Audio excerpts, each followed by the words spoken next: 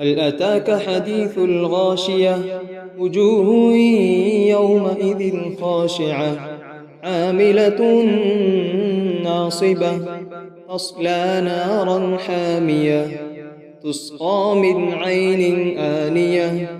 ليس لهم طعام إلا من ضريع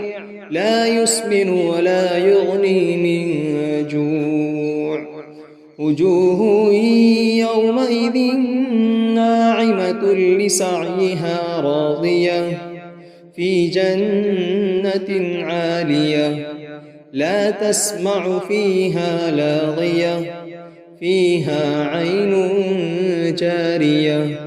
فيها سرر مرفوعة وأكواب موضوعة ونمارق مصفوفة وزرابي مبثوثة أفلا ينظرون إلى الإبل كيف خلقت وإلى السماء كيف رفعت وإلى الجبال كيف نصبت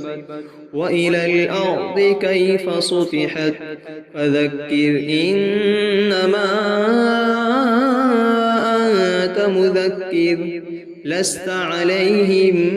بمسيطر إلا من تولى وكفر فيعذبه الله العذاب الأكبر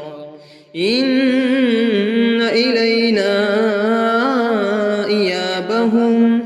ثم إن علينا حسابهم